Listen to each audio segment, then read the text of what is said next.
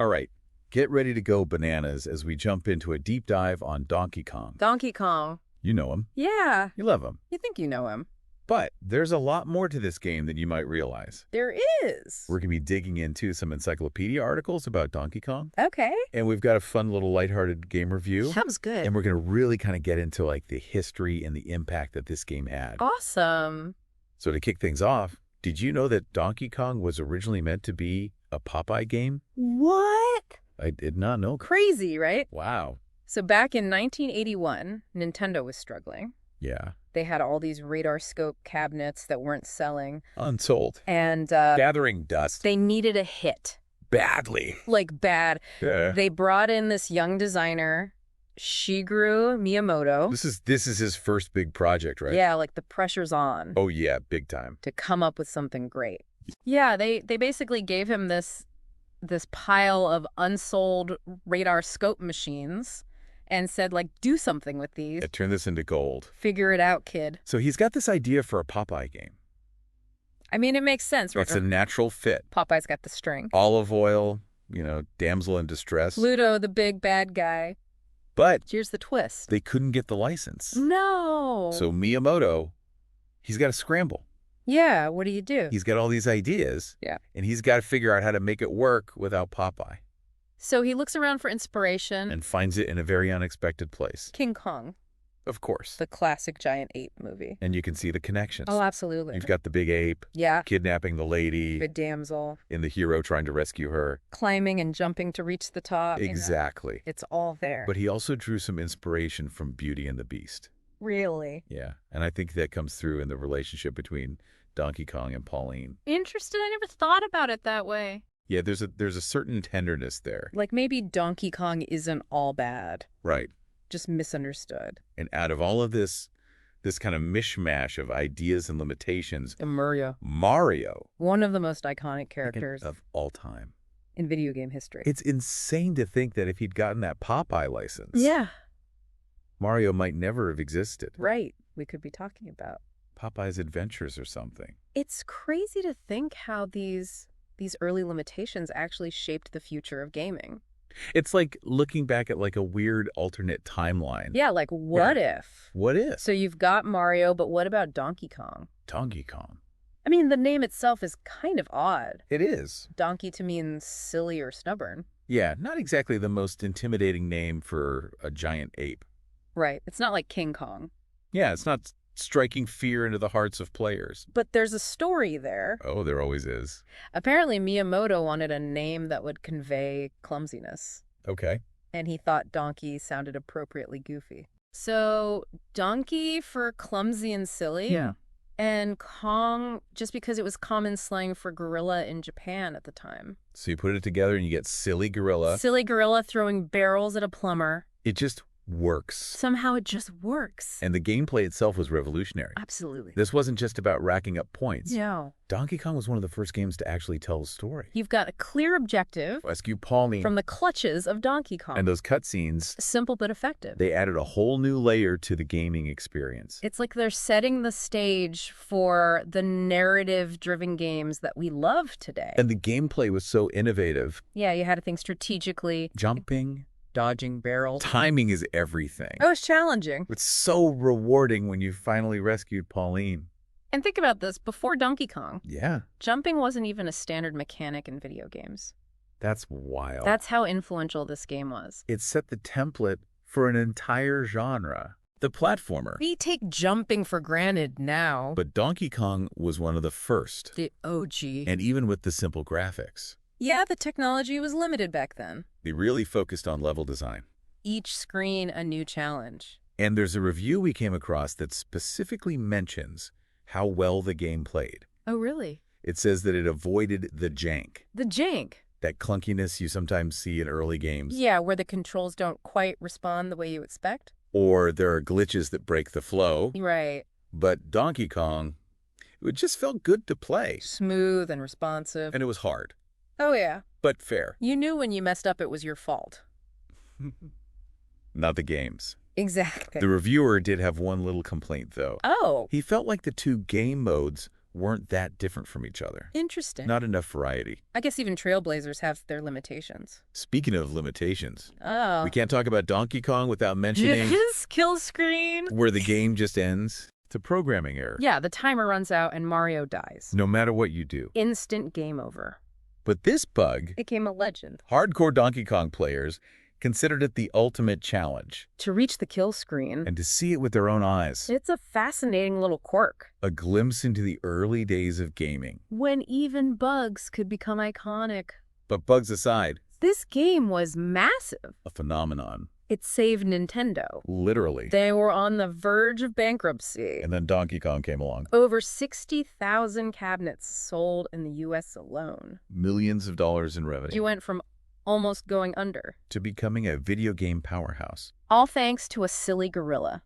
Who knew? And it didn't stop there. No. Nintendo was smart. They saw the potential. They made licensing deals. Brought Donkey Kong to home consoles. Companies like Coleco jumped at the chance. Suddenly, Donkey Kong was everywhere. In arcades. In living rooms. Donkey Kong Mania. And it solidified Nintendo's place in the home console market. They were here to stay. But of course, there's always a but. There was trouble brewing. Oh no. Legal trouble. Universal Studios. They weren't too happy about Donkey Kong's success. They saw a resemblance to a certain giant ape of their own. King Kong. And they weren't afraid to sue. It was a David and Goliath situation. This tiny Japanese company. Up against a Hollywood giant. They thought they had Nintendo cornered. It looked bad. But then comes this amazing twist.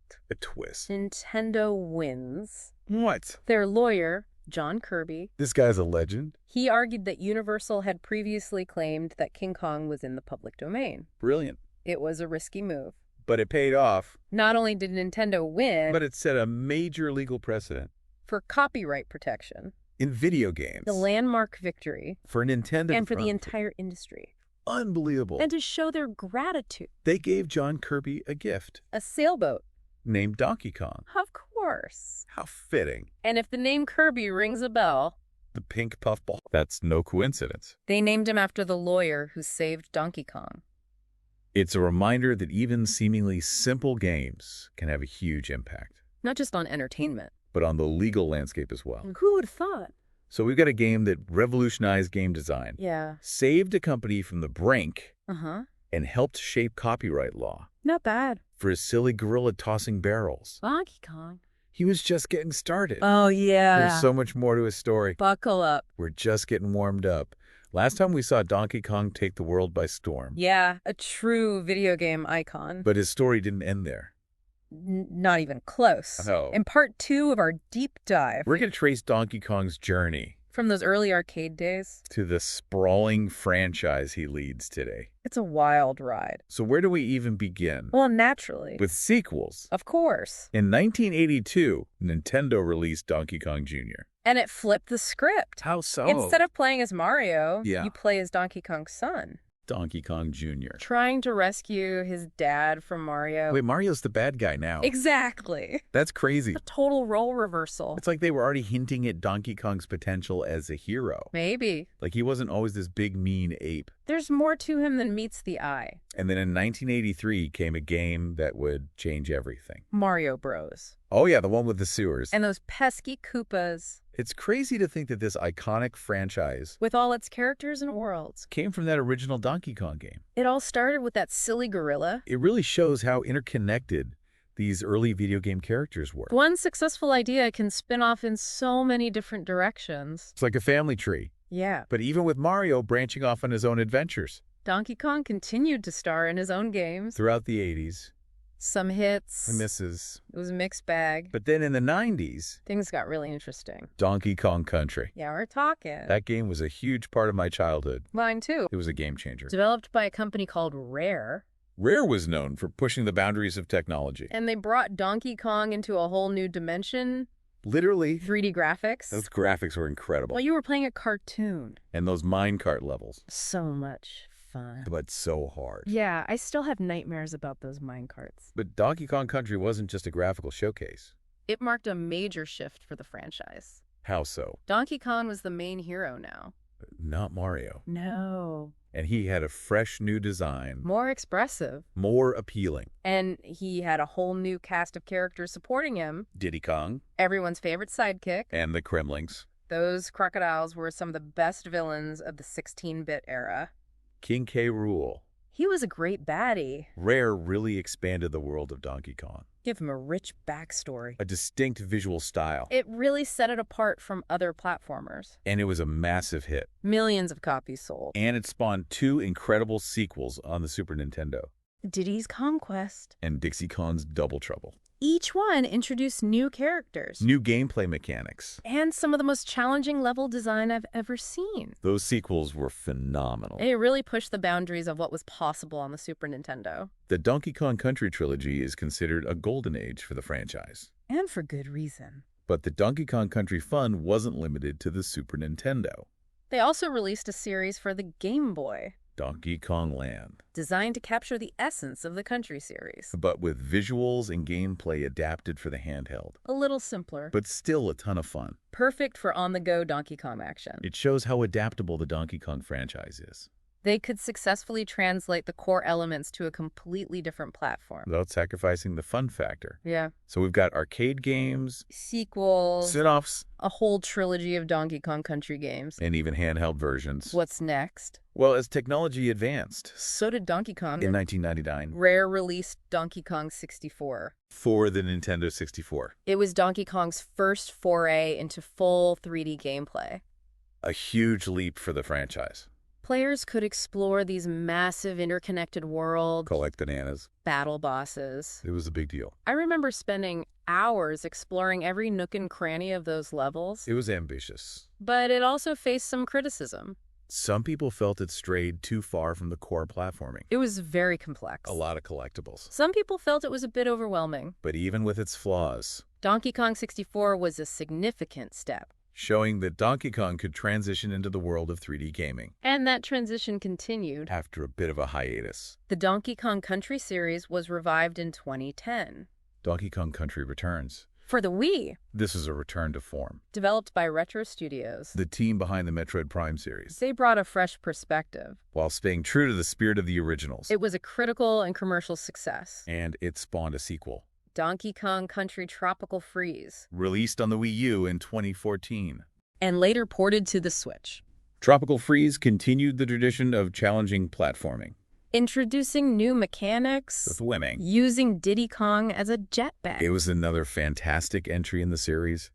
It's amazing to see how the Donkey Kong Country formula has evolved and stayed relevant. It speaks to the strength of the core gameplay. And the enduring appeal of these characters. Donkey Kong has come a long way from his arcade roots. We've seen him go from villain to hero. Star in a variety of games. Across multiple generations of consoles. But his influence goes beyond his own franchise. He's popped up in other Nintendo games. And he's become a pop culture icon. He's like the ultimate Nintendo guest star. He fits in anywhere. He's in Super Smash Bros. Mario Kart. Mario Party. Even sports titles like Mario Golf and Mario Tennis. And his catchphrase.